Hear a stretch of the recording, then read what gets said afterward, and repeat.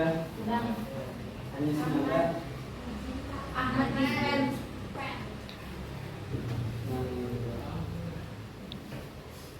Kalau kita itu dianggap Hadir. ya.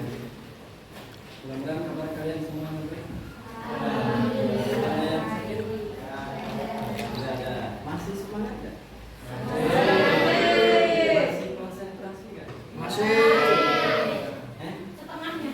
Oke, kalau gitu Bapak ada challenge ya, atau bukan challenge, ada ice breaking supaya untuk ngetes konsentrasi kalian apakah memang masih konsentrasi atau tidak ya.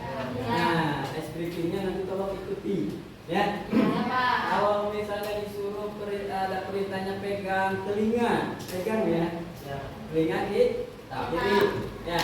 Kemudian pegang telinga kanan, pegang ya. Kemudian pegang hidung, bisa nggak? Nah, oke, kita tes ya bareng-bareng. Pegang telinga kiri.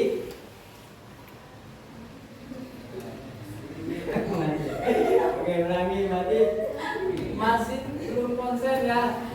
Dengarkan, perhatikan Bapak ya, ikuti gerakannya ya. Pegang telinga kiri. Telinga kanan. Pegang pipi. Pegang mata. Pegang mulut. Pegang mulut. Oke. Ya, nanti sebagian ada yang tidak konsentrasi. Oke, terima kasih ya. Itu hanya sedikit sederhana. Yang dulu buat kita.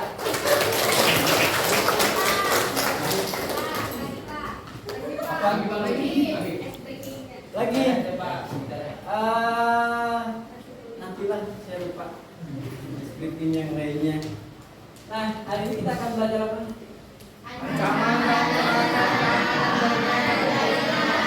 Nah, ini materi lanjutan dari pertemuan kemarin. Ada ancaman dan serangan keamanan jaringan ya. Setelah kemarin kita belajar ancaman secara fisik yang dimulai dari apa? Ancaman fisik apa aja? Salah satunya contoh terjadinya gangguan pada apa? Yang kedua, kerusakan habis. Ketiga, konsleting. Keempat, data tak tersalurkan. Yang kelima, koneksi tidak terdeteksi. Nah, baik, untuk pertemuan kali ini kita akan lanjut di ancaman dan serangan keamanan jaringan dengan poin serangan logik. Ini ya. Coba kalian perhatikan apa sih kira-kira serangan logik itu? Yang mau baca? Boleh. Serangan logik pada keamanan jaringan merupakan hal yang paling rawan terjadi, sehingga kita harus lebih memperhatikan lagi security dalam jaringan kita. Oke ya. Ini poin yang kedua. Kalau misalnya kalian bekerja di network administrator di jaringan, yang perlu kita waspadai selain serangan fisik, yang kedua adalah serangan logik. Apa serangan logik ini ya? Apakah logik dengan fisik itu jahat fisik? Tidak juga ya. Apakah jahat logik atau ancamannya terlalu lebih besar ancaman logik atau ancaman fisik? Kedua-duanya ini merupakan ancamannya dan sama-sama besar yang perlu kita perhatikan nih. Jadi jangan sampai diabaikan. Nah, kalau serangan logik itu kaitannya dengan masalah yang tidak kasat mata, tidak bisa dilihat. Apa sih? Contohnya di sini ada yang pertama ada apa nih? SQL JSON, kemudian ada DOS, ada traffic loading, ada request loading, ada defense, ya. Kemudian yang berikutnya itu ada apa nih? Social engineering, paket, dan many source code. Ya. Oke, kita kan ajarin dulu apa SQL injection kira-kira.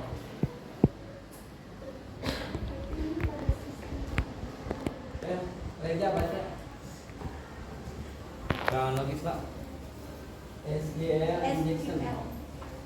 SQL injection. Injection. Injection. Ya.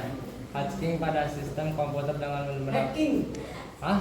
Hacking. Hacking pada sistem komputer dengan mendapatkan akses basisnya pak. Ya. Basis data pada sistem. Ya. Ini ya. Ini kuncinya nih. Mendapatkan. Nih. Ini teknik hacking.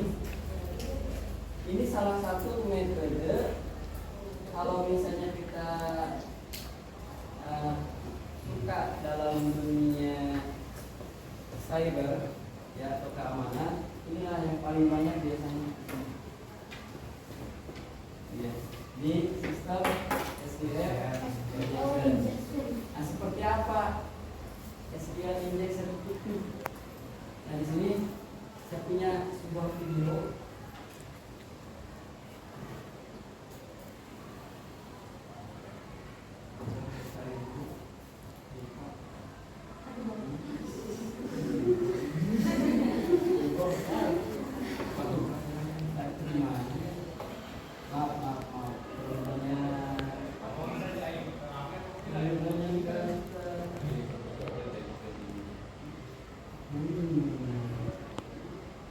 Nah ini kita nonton video.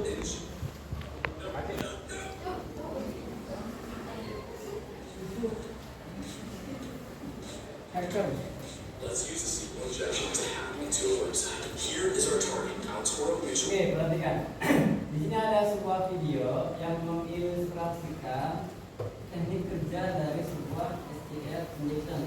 Ya, kita tonton bareng-bareng ya. Ini kalian nggak usah beli tiket, tontonnya gratis. Ya. Equal engine. No.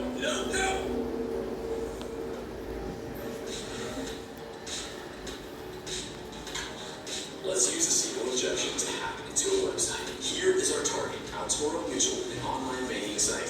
That is totally where you're going to use a SQL injection to hack into this website and gain admin privileges. You'll be able to hack this website in like 30 seconds. Ini video Now, one of the scariest uses of SQL injection is that bad actors use these login login lists to dump a database of username and passwords, and then put them on the dark web with a for sale sign, and you'll never know about it. Nothing you can do. Well, actually, you'd probably try Dashlane, the sponsor of this video. Dashlane will actually monitor the dark web and see if your usernames and passwords are for sale. And if they are, they will alert you. And I have a lot. And you can fix them. And then using Dashlane, you can generate a completely random password unique, different from your other passwords. Right? You don't use the same password for every website, do you? Anyways, and Dashlane will store it for you. And this right here is definitely my favorite feature of Dashlane. They'll do passwords, and they'll also do multi-factor authentication right there in the Snicket app. I love that. So all your stuff is in one place, keeping you safe and making it a bit more simple to log into sites. I use Dashlane personally for everything and also for my business. And check this out. I get an admin console giving me a dashboard of all my employees' password health scores. And it'll tell me whose passwords are compromised. So I can basically force my employees to be secure, which you have to do that. Then I can listen. So start securing your passwords for free right now. Check it out, link below, dashlane.com/networkchuck15. Use the code networkchuck15 and you'll get 50% off. And did I mention you can secure your passwords everywhere? Phone, tablet, here. Yeah, it's awesome. So again, here's the website. It's a simple login form, and we won't need any fancy tools. All we'll need is a keyboard and some coffee. Now our goal of this login form is to use it in a way that will give us access to the underlying database. When you try to log into this website, or really any website, when you hit enter, the website will connect to a database and run a search to see if your username and password exist on the database. If they do, you're in. Login successful. So here is where a SQL injection comes in, and it's kind of crazy. We know that a lot of websites will do this very thing. Query a database and possibly have a query that looks similar to this. And this may look familiar if you watched my previous SQL video. We'll use statements like this to find information in a database, but here we're going to use the beauty of SQL against them. Now in our scenario, we don't know the username and password, so let's take that out. Now let's first just brute force it. Let's guess, and maybe we'll get lucky. Now as I'm typing this, notice what happens to our query. This will be important for our next step. The username could be admin. It's a popular username for administrative accounts. And we'll try the password 123. Let's click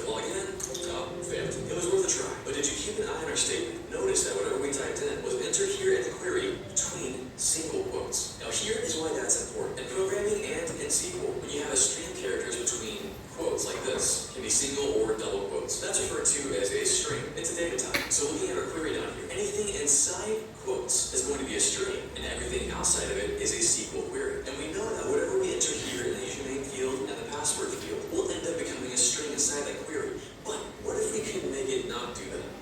And this is where the hacking comes in. What if we could send not just a string, but some more SQL query to change what happens, to hack what happens? So let's try this. Let's type in our username once more. You're an admin. But at the very end, we're going to add a quote, a single quote. Now let's try to log in. Okay, it didn't work. We haven't hacked it just yet.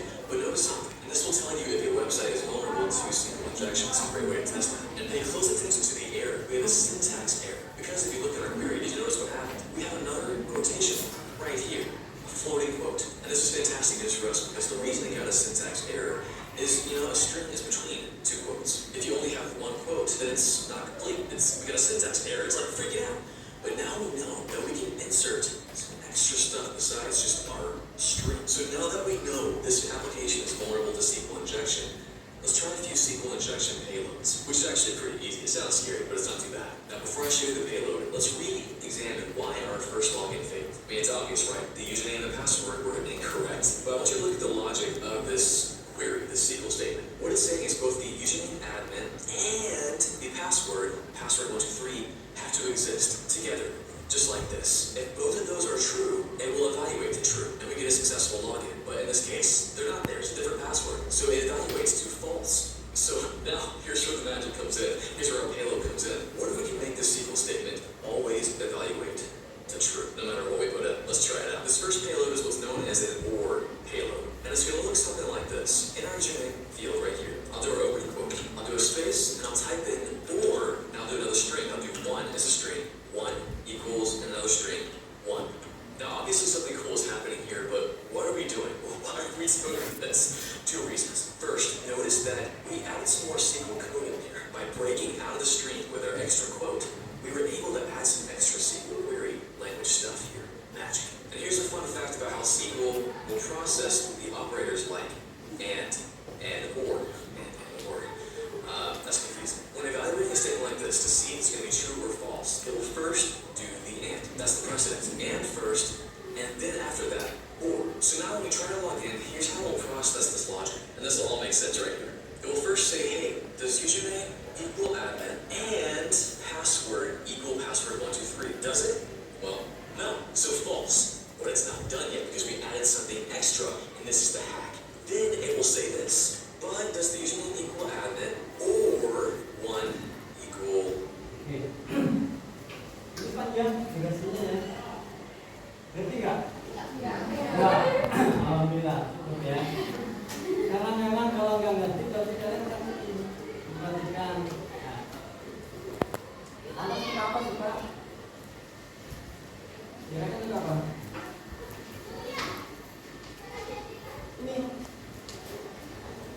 dia melakukan sebuah teknik untuk user supaya dia bisa login ke sebuah database data. Nah, walaupun kita TKJ, tapi wajib tahu bagaimana cara atau serangan apa saja yang biasanya kita temui pada saat nanti kerja di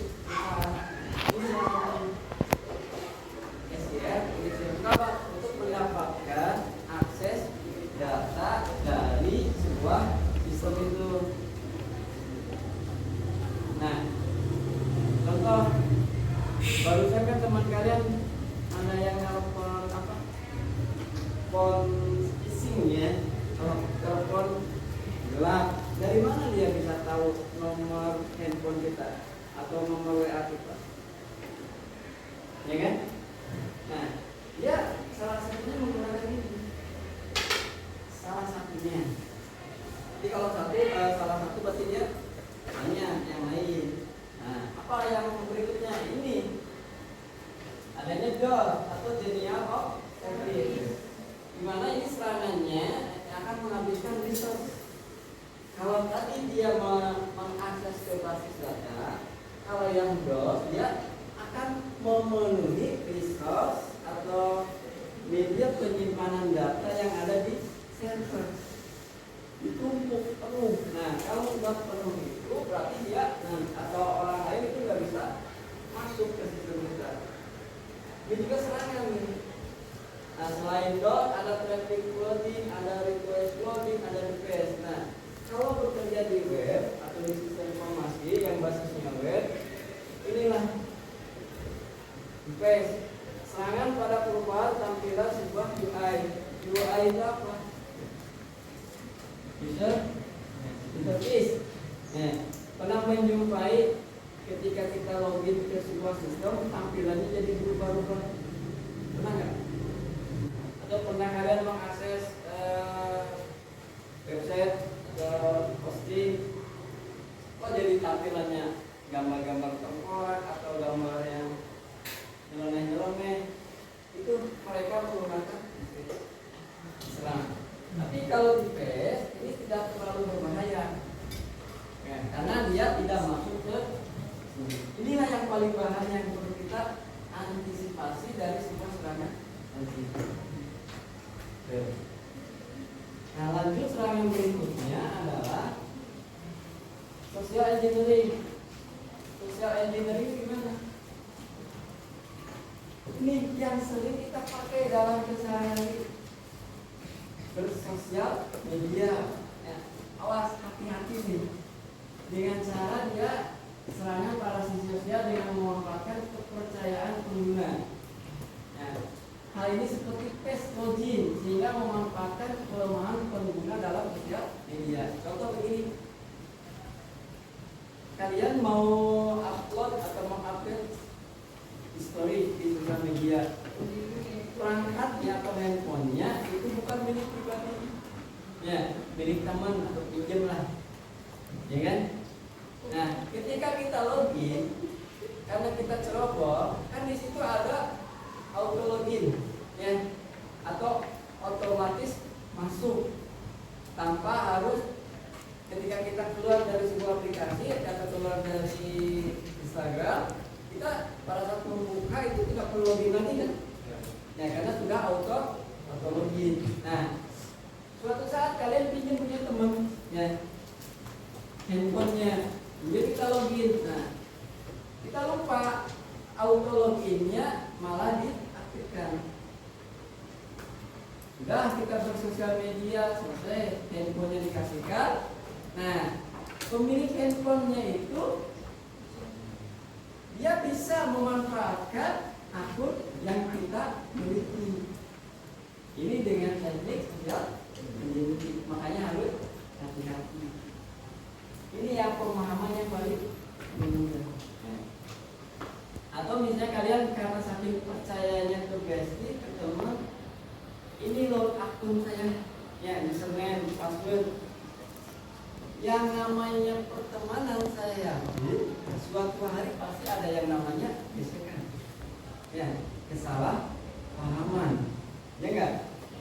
Nah, karena salah paham, apalagi perempuan langsung mengambil sebuah tindakan akunnya, ya karena kita punya nih akun si itu teh, kita loginkan, kita buat onar di sosial media. Yang kena siapa? Yang memiliki akun kita, ya padahal kita sendiri merupakan korban dari sosial media. Ya.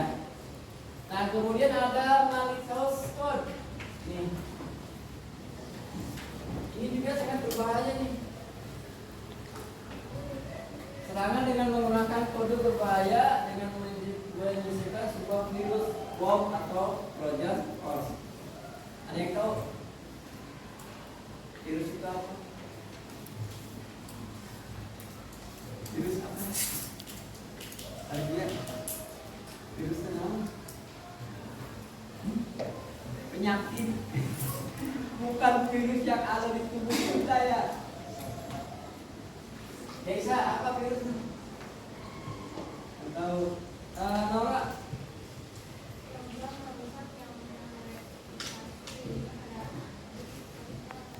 Nah, program ya yang merusak dengan cara mereplikasi dirinya pada sebuah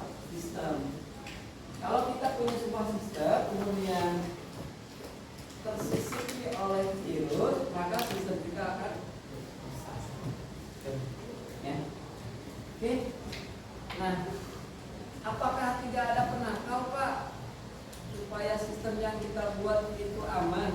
Ada. Ini ada penanganannya. Ya. Ini salah satu ya alat yang bisa kita gunakan untuk memantau dari ancaman dan serangan. Baik ini bisa berupa software atau berupa hardware. Kalau yang berupa software ini tiga. Ada autobus, ada countdown dan port sentry, kemudian ada snot. Ya. Nah yang paling mudah itu kita pakai snot.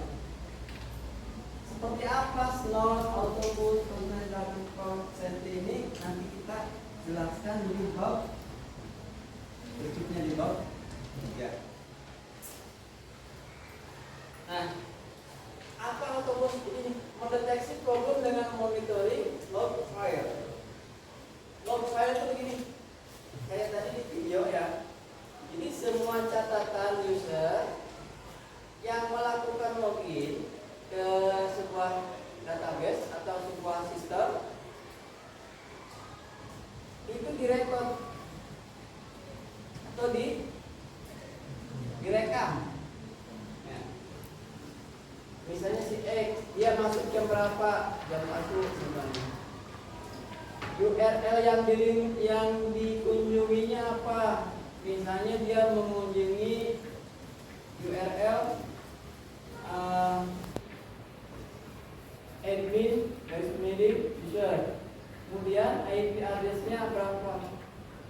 Ini semua transaksi kalau menggunakan autobus ini akan terekam. Ya. Nah kemudian kalau yang kedua ini mendeteksi probing atau port scanning dengan melakukan monitor paket yang terlarang. Paket di sini bukan paket yang kalian biasa pesan di online shop. Ya. Bukan paket itu, awas. Tapi di sini adalah paket data. Jadi ketika misalnya ada user, dia akan membuka tampilan seperti inilah. Saya kasih contoh.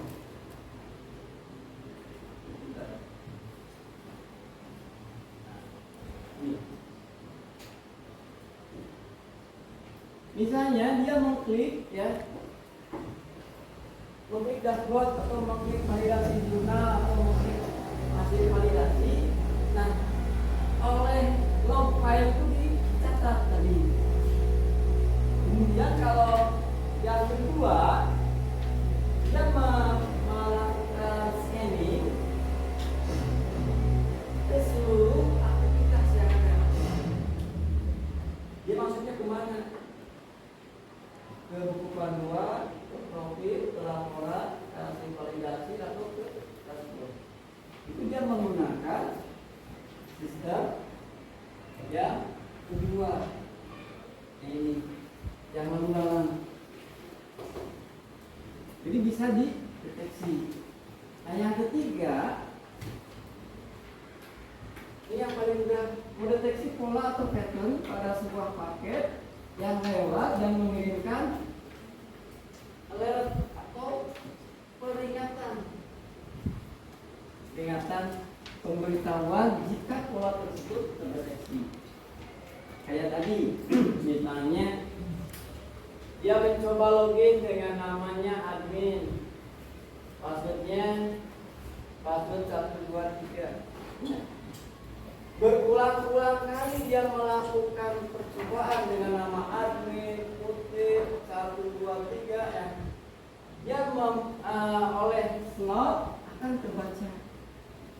Kalau ada seperti ini, maka dia akan mengirimkan pemberitahuan ke kita selaku administrator bahwa sistem sedang ada yang melakukan serangan. Ini serangan-serangan yang ada di logik. Kemudian ini thank you, terima kasih. Ada yang mau tanyakan? Karena materi bab 2 ya tadi sampai itu. sini. Tahu serangannya, tahu macam-macamnya, tahu bagaimana melakukan monitoringnya, atau alat apa yang kita pakai. Itu yang mau nanya silakan. Jangan nanya ibu dia. Ya. Jangan nanya saya kasih duit.